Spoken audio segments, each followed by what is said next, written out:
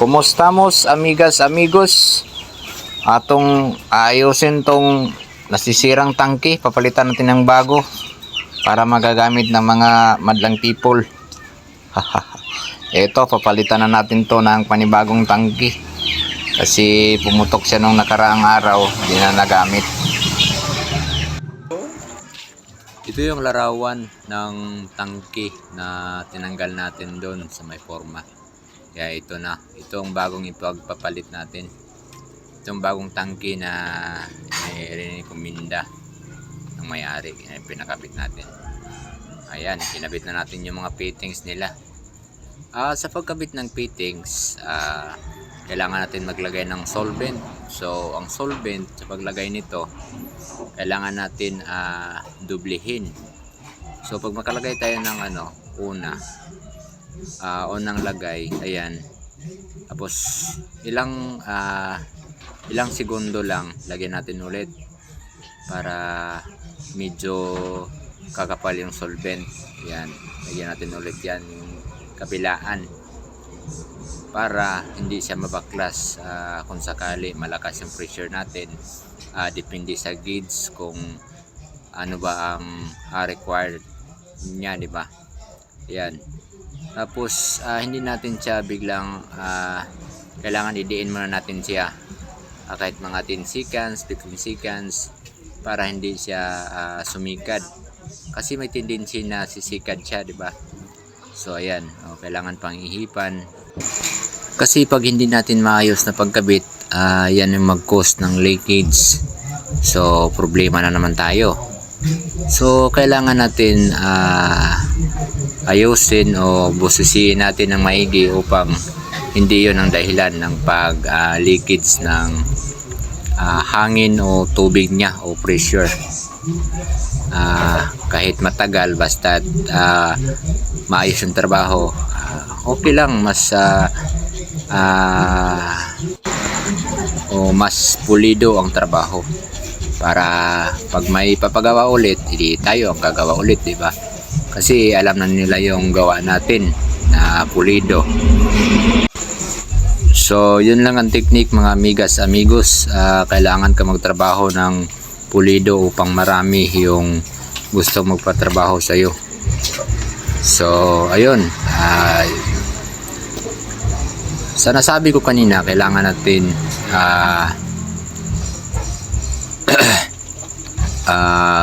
gawin ng maayos yung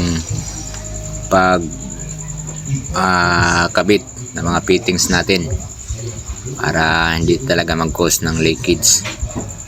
Ayan, ayan yung paglagay ng solvent sa mga fittings o PVC pipe. Kailangan idadaan natin sa ilang seconds o minuto. Kailangan mo pang, kung gusto mong hipan mo kahit mga 15 seconds o 10 seconds upang medyo tumuyo siya konti bago natin siya isalpak. At saka sa pagsalpak nito, kailangan natin idiin muna natin ganun din mga 15 seconds o 20 seconds ba sa pag salpak natin. Kasi pag isalpak natin agad at saka bitawan natin agad, may tendency kasi yan na sumikad yung solvent na nilagay natin kasi medyo makapal yun eh. Kaya ayan, kailangan natin i-level siya, magka-level yung kabilaan upang maganda tignan at saka hindi ma-vertical yung trabaho natin. Kaya ayan, kailangan natin i-measure para okay yung trabaho. At sa salitang pulido, may points tayo dyan sa bawat gawa natin, sa bawat may-ari o nagpapagawa sa atin. Yan lang yung sekreto dyan mga amigas amigos. Pulidong trabaho pulido, medyo matagal pero okay lang kasi hindi naman tayo magulit-ulit ng trabaho. Yan lang ang technique dyan amigas amigos. So ayan, so ito na yun. Naglagay ako ng tea dito sa outro, o ito yung magbubuga ng supply papunta doon sa susuplayan natin. Kasi dito sa itong ginagawa ko, papunta to sa car wash. Itong tangke na to, pressure tank, gagamitin to sa car wash. So ito, itong tin na ginawa ko, yung horizontal nito, ito yung papunta sa car wash. Yung vertical na to sa taas, yung may gate valve, ito yung magiging tester natin. Kailangan natin i-test kung gagana ba yung pressure. So kailangan natin maglagay ng gate valve sa taas para mat-testing natin. So maya i-testing natin yung ginawa natin. So ito na yung natin, inabit na natin. So sa atin, wala nang level yan, magic, pero sigurado yan, kailangan natin i-level, magka-level sila. So yan yung pinihit ko na yung gate valve nya. So yan, siya nga pala, huwag niyong kalimutan maglagay ng union patente sa bawat koneksyon ng supply nyo o sinusuplayan nyo, para kung sakali hindi man natin maiwasan yung pagtutrouble ng tangke, o madali lang natin baklasin. Kasi yung union patente, yun yung dugtungan o doon idudugtong. Yan yung wag nyo kakalimutan, mga amigos. Kailangan natin yung gamitin yung union patente upang kung sakali madali natin baklasin yung tangke. So yun, wag niyong kalimutan yun para hindi kayo mahirapan magputol kayo ng putol. So pagpuputol kayo dyan sa malapit, so ang laking gastos na naman tayo. So wag niyong kalimutan, amigos, yung tinatawag na union patente. Yun yung dugtungan, yung dugtungan. Pwede nyo ilagay yon sa before sa gate valve o after sa gate valve. Ayun lang. So advice lang yun sa lahat, sa mga gustong magkabit ng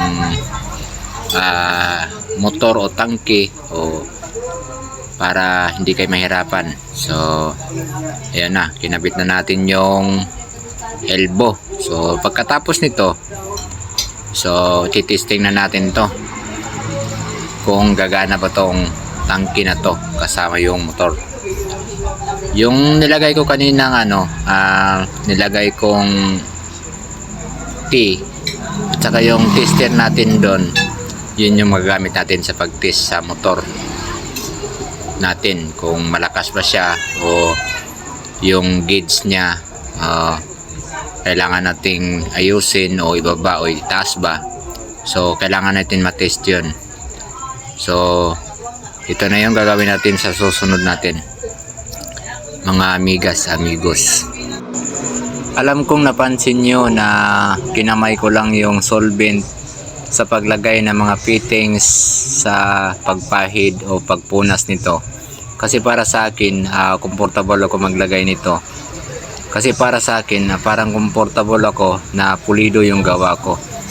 Kasi sa paglagay ng kaysa gumagamit ng karton o papel para may punas doon sa mga fittings na yan, para sa akin para hindi ako comfortable. So ginamitan ko ng kamay, kahit mapapanis o mapapanis ba yan?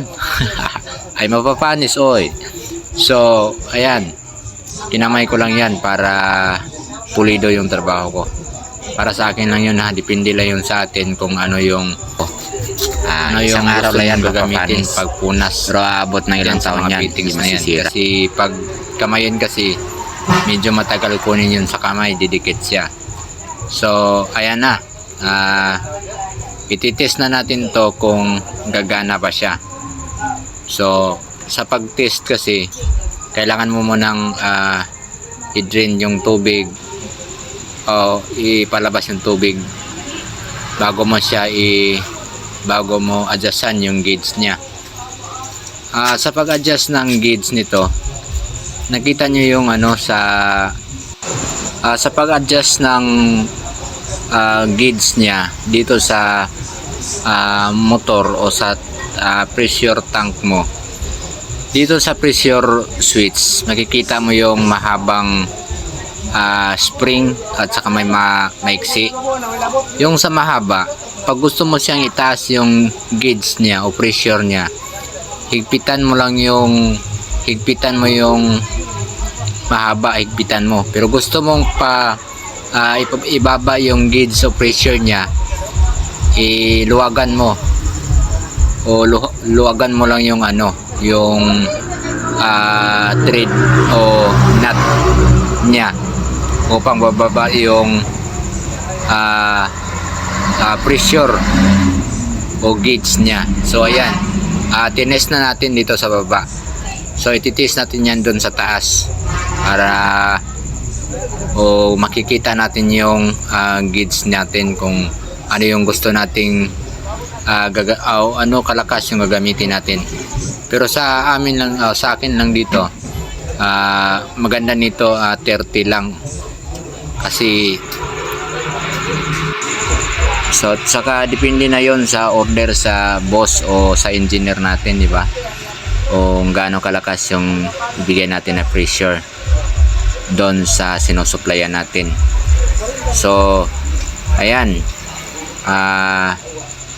napag-usapan na yung pressure o pressure gauge niya kailangan 30 lang para tamang-tama lang doon papunta sa car wash na sinusuplayan natin. So ito, susubukan natin to sa taas. Gagana to sa taas, mga amigos. So ito na, saka magpapasalamat mula ako sa mga sumuporta sa akin. Marami pong salamat sa suporta nyo at God bless sa inyong lahat. At saka marami pong salamat sa walang sawang pagsuporta sa akin. So ito na, mission accomplished mga amigos. So gagana na lahat. So marami pong salamat sa lahat.